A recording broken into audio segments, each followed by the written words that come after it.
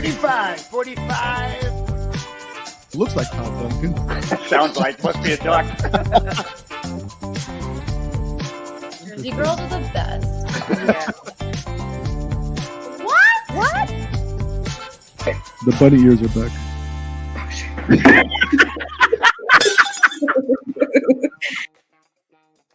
Right, everybody. Welcome to an exciting new version of Laugh, Learn, and Eat. We are delighted to be launching this new series called Laugh, Learn, and Eat HOTSHOTS.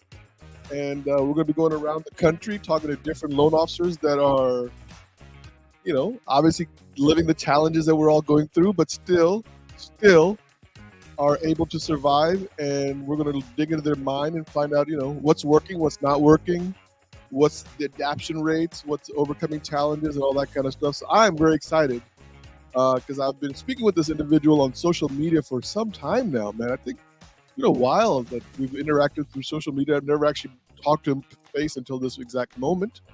So I want to introduce Stephen Moye. How you doing, Stephen? Good. How are you? Good, It's brother. great to be here. Thank you so much for being our first hot shot. You know what I mean? And you were in San Diego, as we were just discussing before the show started. Lovely San Diego. By the way, I just love San Diego. I didn't mention that, did I? No, but everyone, it's inevitable. It's one of the greatest parts of the country. It's like your temperature never goes above 70 degrees. I don't know how you guys have worked that out with God, but it worked well. Well, we're right today. It's 85, but we get when you get to October, you get these like Indian summers that are really like October is one of the more miserable months of the year. Really? I didn't know that. Yeah. Now that I think about it, I think I was always there. Well, I came there one time in the summertime, and then one time I came in February. So probably I timed it really well. Got lucky. Steve, are you're muted for some unknown reason? I'm not sure what happened. Might want to check your microphone, see if you're still plugged in. And Is that better? there you go. Yeah, All right. whatever you did, just keep doing that. So, Steve, I want to kind of dive into this because this is a very quick, boom, boom, boom kind of series that we're launching. As I mentioned before, this is called Laugh, Learn, and Eat HOTSHOTS. And we're talking to top producers that we think are top producers, right? And we're looking at numbers, we're making sure, you know what I mean. But obviously, we're all faced with the same challenges. We're all faced with the same market. We're same with interest rates, inventory issues. But yet, some of us have this ability to overcome those challenges that some of us are not able to. And so, Steve, first of all, how long have you been in the industry? I've been in the actually. At the end of this month, it'll be my 27th anniversary. So 26 years, 11 months, and 2 weeks. All right. Well, congratulations, or early congratulations. Yeah. So I think I get a Subway sandwich, and they don't charge me for the avocado. So why do they charge extra for that? It's like $3 for a little slice of avocado, man. It's not fair, right? It's not. It's really, it's a kind of a con. Especially because they grow them here. If they, if you have to export them or something like that, I understand that. But they grow them here, so it's like. Well, yeah, I can't figure that out. Good point. So listen, there's the eat portion of the podcast. I don't think we talk about the eat portion of the podcast as much as I used to in my first season. So I don't know what happened. Over the years, it's kind of like faded away in the distance, but still one of my core values. I still love to eat. God, people can't afford loan officers can't afford the steakhouses anymore. Good point. So, Steve, listen, 27 years is a long time in the industry, right? Come on, it is what it is, right? It's a long time. Yeah. Obviously, this isn't your first obstacle you faced. No, there's been quite a few challenges. This one's weirder because obviously 2008 we had foreclosures. There was inventory, so you could do loans, and then you had the DU. There was a way out of it that was easy to kind of plan for or hope for. Where here it's it's a little bit different because there's this there's a lot of unknowns. The Fed's kind of still talking tough, even though we kind of know that something's bound to break, Hmm. Hmm. and we won't be having the same conversations that we had.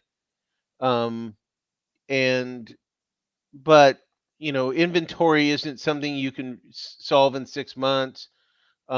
If interest rates go up, we still go down. We still have, we have, I think, 5 trillion in loans nationally that were originated after May of 2022. So there are potentially refinance opportunities, and there's fewer loan officers to take care of that. So that kind of balances itself.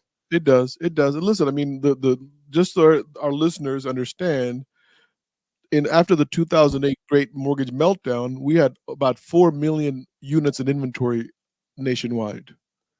And I think last month, the number that I was hearing now is like 532,000. It actually decreased a little bit. Hmm. So just so we understand the perspective. And so when Steve's talking about, in '09, when you have 4 million units available for sale, you can dig your way out of that because opportunities are available. With 500,000 units available or 600,000 units available, even, it's more challenging. So, but you're finding solutions and you're still able to kind of maintain and move forward in this market space. Yeah, I've been kind of surprised at how consistent I've been. Um, you know, since this whole thing kind of started, and what I primarily attribute it to is database. I think most loan officers blind spot, if you think about the tools that it takes to do your business, database is usually the one that doesn't get enough attention. Oh, sorry about that. No, we can still hear you. Yeah, I just wanted to turn my phone off. Database is one of the uh, less sexy but crucial elements on that, and that's been something that's been really good. If I look at my pipeline last month, there were clients in there that have been with me, a year and a half. There'd been previous clients, and one was a referrals, and really that's how you have to kind of dig through it, and then also go after people who have been left out of the mortgage business, like left out of the opportunities, self-employed borrowers. Those people now have more of a chance to get their offers accepted. So, you just kind of, have to be a little bit more diverse. Down So payment assistance is, sure. So I mean, you mentioned your database. So obviously, you're utilizing technology to kind of reach out to your database. I would imagine you're not like just randomly hoping that somebody calls you or you run into somebody at the local mall.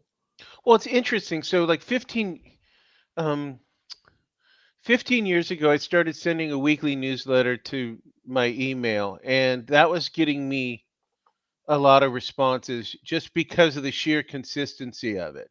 Okay. Then obviously, when um I changed companies and they had this thing called the CRM, and whoa, because I didn't have that before, and then that made it easier to do that because I could automate the mailing list, and it was easier to set reminders in order to do it and set targets and breach points. And so you just the key with data is you have to it's not just enough to be sending drip campaigns. You have to send up times, set up times to contact people, to have reasons to contact people.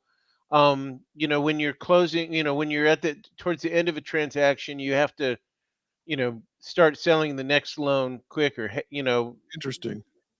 You want to let people know refinance opportunities, or we may want to have a conversation about investment properties, things like that. And so I've just been really consistent on that.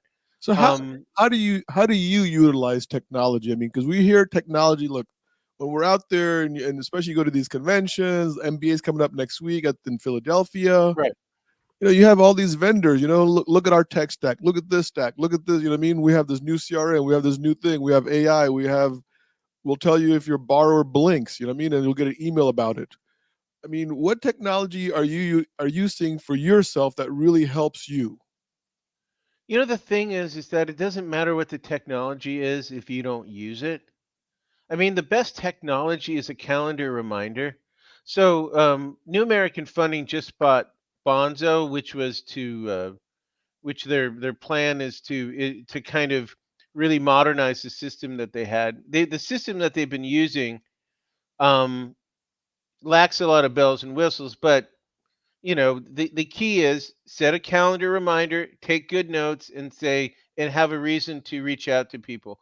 Plus, what I've had a lot of success with is handwritten cards Okay, because with touch points, a handwritten card sometimes the new school way is to do old things, and so with a lot of people, just getting a handwritten card will create engagement.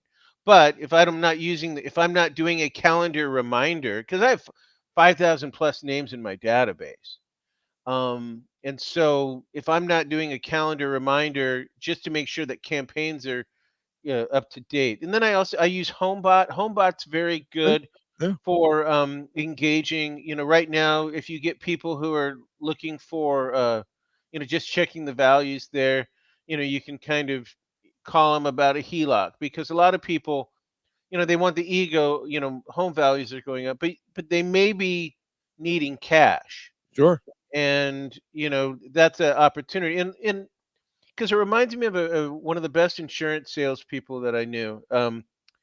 When he first started out, he couldn't get anyone to, do fire insurance with him or car. So he would sell them umbrella policies. Well, the great thing about selling umbrella policies is he would have to have all the other information and when that stuff expired and how much they were paying for it so Interesting. he could go in. So even doing HELOCs, even if they're just like cheap HELOCs, with borrowers. I'm getting their note. If it's not a previous client, I'm getting their note. I know what the rates are, and I'm able to kind of plan ahead for those Great opportunities. strategy, man. That's a great strategy. What do you think? I mean, I'm going to kind of throw you a curveball. Maybe it's a curve. I don't know, man. Sometimes it is, but it is. What do you think separates you from the pack? Because you're thinking a little differently than other people. So what separates you, Steve? Um, I think consistency. I mean, the I have a very set time on how much. Like I regimate my day so that doing certain. I time block quite a bit, and like on Mondays, and Fridays, I'm doing fewer updates through my of old. I'm not going through my database for old clients on Mondays and Fridays. I'm doing that Tuesday, Wednesday, Thursday. Um, on Mondays and Fridays, I'm dealing with either files that came through on the weekend or deals that are getting ready to close. I'm still spending time in every file, Hmm. each day. I think that's good. I think as far as like um, the consistency, and then with the social media stuff, I think that's really important. You have to be consistent on that, but I also think it's important that uh, a loan officer kind of know who he is. And like the good thing about having Raquel Boris, who's a big fan of you, and like me was a big fan of your book. Um, with her coming aboard to our office, it's been very good in that she's helped me. I've always wanted to be more on social media, but she's helped me kind of establish kind of a tone Yeah, on a voice. It's kind of a dry thing, but um, it's something where I've been able to get a lot of engagement on that and engagement from clients, and so that's been very good. And then uh, I've started. I saw a video you made where you were in a grocery store, Mhm. right? It was like on a weekend, I think, right? And it was very odd. It was like Well, see, it caught my attention. I was like, hold on, why is he thanking recruiters holding a pineapple inside of a grocery store? So what am I really missing? I kept watching it over and over again. I said, oh my god, he just got me. He hooked me. well, as a student of the French New Wave, no, so that particular, I always had trouble addressing the camera with social media. There's just younger people doing it have all the facility to doing the camera, and so what we had figured on a previous a couple. So that I did a theme where I was thanking recruiters, I was thanking underwriters, and a series, and thanking my support staff, and it came, and thanking the mortgage business, and it came out of a challenge that Dave Savage did in July, that we should be show gratitude for the mortgage business. And so I my first take at that was a little a little snarkier than I would have liked, and we couldn't get the right tone. Uh-huh. So, you know, let's try something sincere. But we found that doing the voiceover was easier than talking directly to the camera. Okay. And so I thought, okay, if we do, and so with the recruiter one, it's we just wanted to have B-roll in the and so we just thought like the grocery store would be there, because I got in the mortgage business prior to getting in the mortgage business. I'd worked at a grocery store for 13 and a half years, and that was one of the one of a very influential um, job to have that prepared me for the mortgage business. But we just thought it would be kind of fun to have like a where the words didn't really match the video, because it would Yeah. be kind of like kind of dry, because that's kind of me. That's But exactly the word I was thinking was this dry humor. You're like, am I like watching this? Is this for real? Am I really well, it watching was a this? Or real grocery store, and I didn't buy anything though that particular day. But it's right across from our office, and we just wanted to have something that was going to be a little bit different. And so I was just kind of goofing her. We just needed 80 seconds. So listen, you did something different. I probably see being friends with Raquel Boris, you understand, I probably see a million different contents every single day. yeah, Yet, Raquel's phenomenal. but yet that video has stuck in my mind. So when I knew this conversation was going to happen, I was like, I gotta ask him about that grocery store video I saw a few weeks Well, ago. the thing is that most people, there's sometimes people like will have like recruiters, and the thing is like my father-in-law, who's the best salesman I ever knew, was always like, the time to worry about recruiters is when they're not recruiting you, when they're not calling. Yeah, good point. And but I also understand that in a world that might be run by karma, um, if I'm not gracious when someone reaches out to me unsolicited, then I can't really expect people to be gracious when I reach out to them Beautiful, unsolicited. And beautiful. so it's that. Plus, I mean, and I do think what they're what we're going through is challenging. What recruiters are going through is really challenging, and I wanted to show some support for them. And the great thing about the one I did about underwriters was I've never gotten a condition since. Is I want to take care of Steve. Love your work. Well, we do an episode every year called Meet the Recruiters. So I always make sure to highlight the recruiters on Lifeline and Need. You know what I mean? Because I want to make sure we make sure that every part of this industry is realized and Yeah. showcased on our show, because so often we do get wrapped up in so many different things. But look, we're coming to the end here. But I got to ask you. I mean, look, looking forward, I mean, what do you think? I mean, what does 2024 look like for Steve Moy? What does it look like for New America? What does it look like for San Diego? Well, in San Diego, we're still going to have inventory issues. Um, but the great thing is California is a big state, so I'm statewide, baby.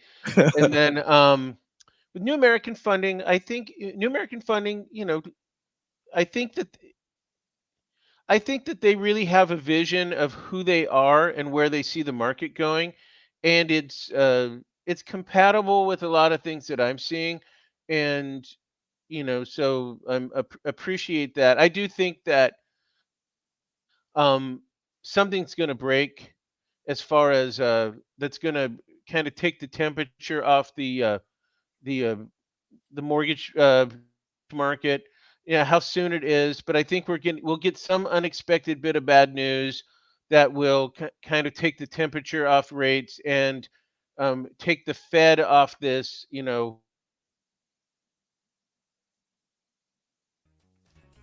Steve, we seem to have lost your connection. We're not sure what's going on there. You froze up, but I hope we can get you back here. See if he comes back. I hate Keep the treasuries where they are. Steve, you froze up there for a while, so you didn't get to finish up your sentence. I wanted. I think we just need to see the 10-year. I think if we can get a situation where just the spread between the mortgage-backed securities and the 10-year treasury narrows to more historic levels, we'd be fine. We have $5 trillion in loans that have been 6.75 or higher since May of 2022. So there'll be some refinance opportunities, and I think to that end, also there's going to be a lot less competition. So it's really important for loan officers to stay in touch with their clients so that they can go back to them for refinance opportunities. Love it, brother. Okay, listen, we're wrapping up our first episode of Laugh, Learn, and Need Hot Shots with the one and the only Steve Moye. Thank you so much for coming out, brother, and being on the show. Love it, love it, love it. I've always enjoyed our interaction on social media, and I really appreciate you doing this for me, man, because I know that you're busy. You got all sorts of things going on. You know what I mean? I know you got to find another grocery store or 7-Eleven this time to do another episode. I think we're going to do a roller rink next time.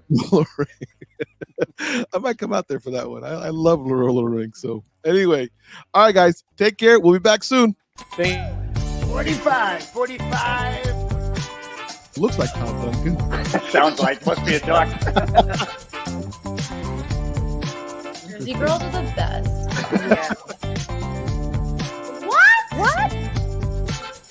The bunny ears are back.